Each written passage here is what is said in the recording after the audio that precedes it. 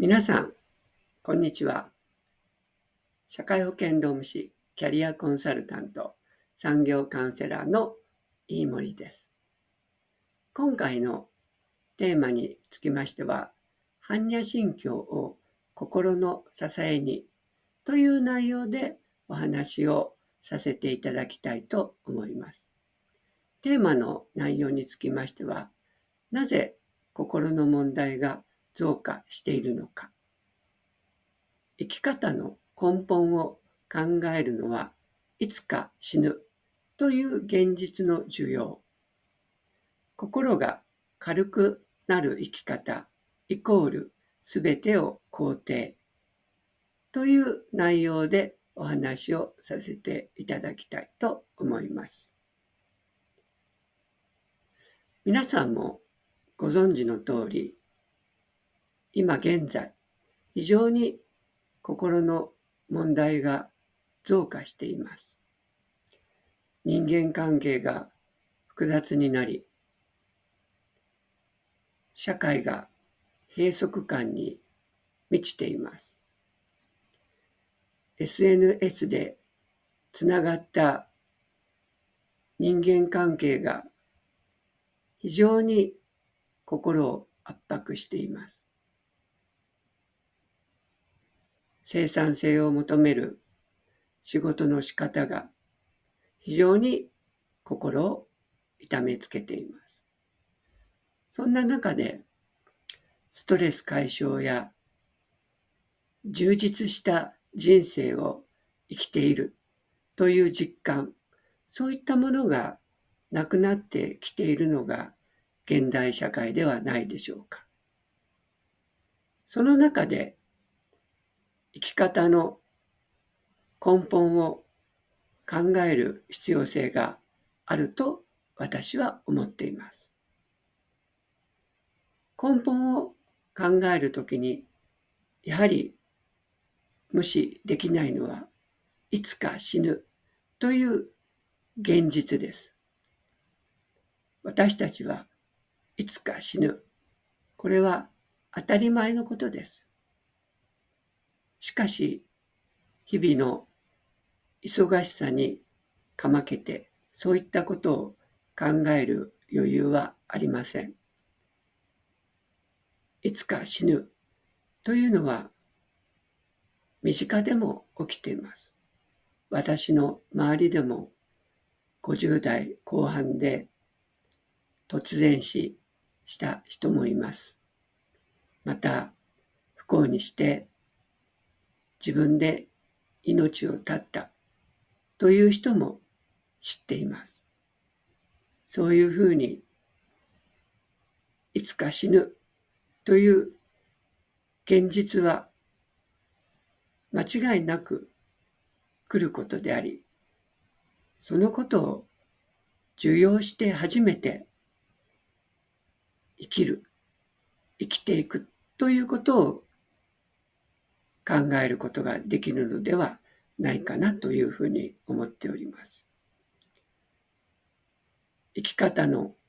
根本を考えるということは、つまり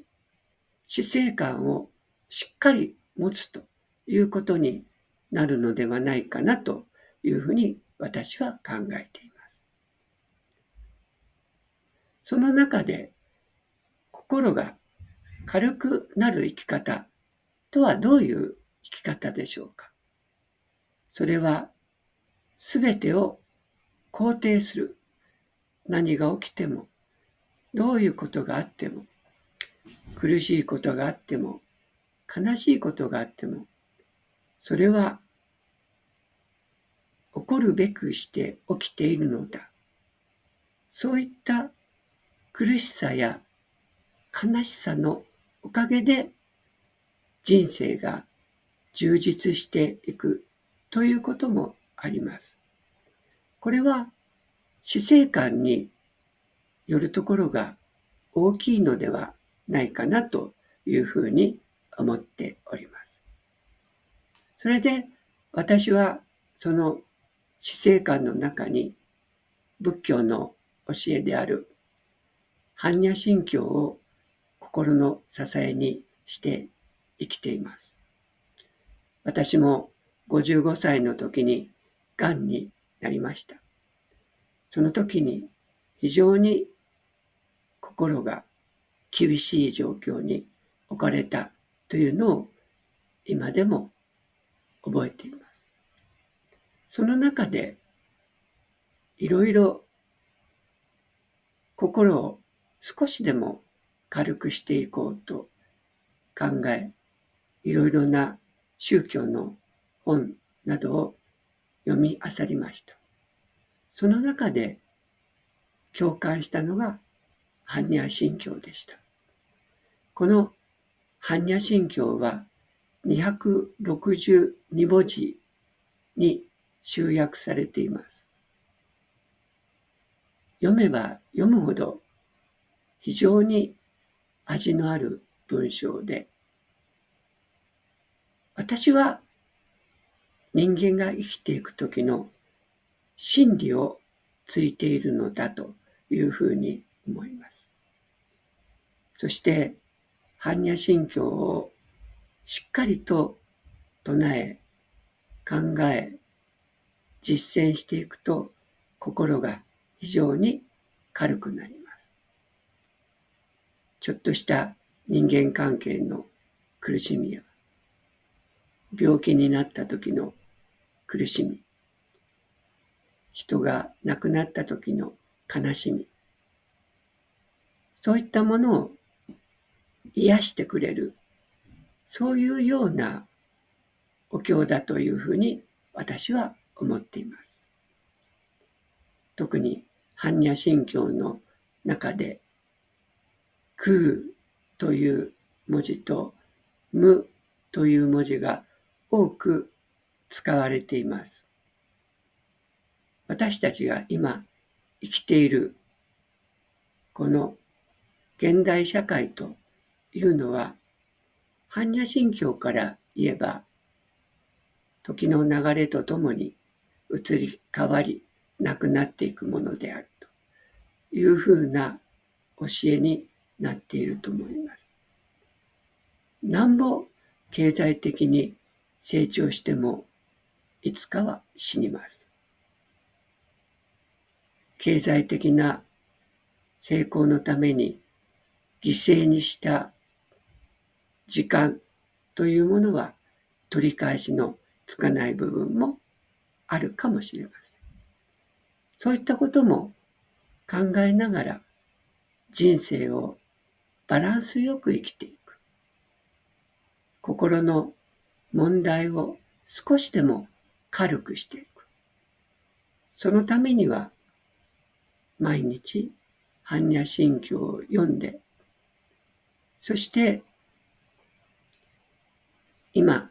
何が求められているのか、今どういうことをしていくことが一番人生の充実につながるのか、豊かな人生にしてくれるのか、そういったことを考える材料になっていると思います。私は般若心経に救われました。読めば読むほど自分が追い求めても得ることができないことにずっと走り続けていたような気がしました。そんなものを追い求めても何かいいことがあるのかと言いますと、そこはなかなか考えてみる必要性があるところではないかなと思います。確かに経済的な成功や地位や名誉を獲得していくということはある程度は必要性があるかもしれませんが、それが過剰になっていくとやはり心の問題を邪気してしまう可能性が高いのではないでしょうか。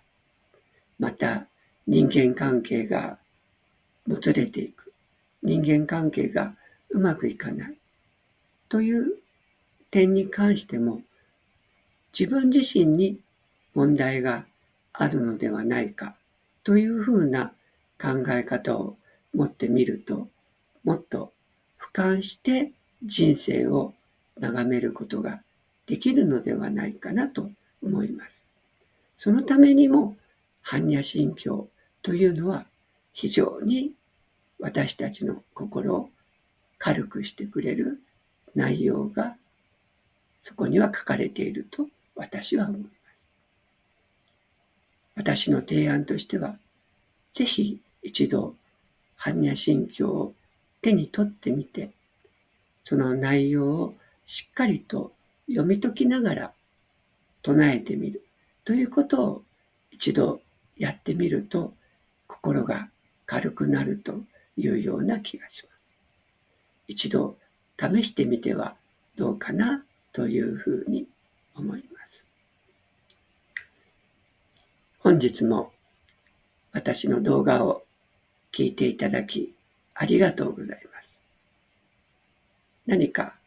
私の話の中で共感することやご意見等がありましたら、コメントでいただけるとありがたいなというふうに思っております。また、チャンネル登録をしていただき、引き続きご視聴していただけるとありがたいなというふうに思っておりますので、よろしくお願いいたします。本日もどうもありがとうございました。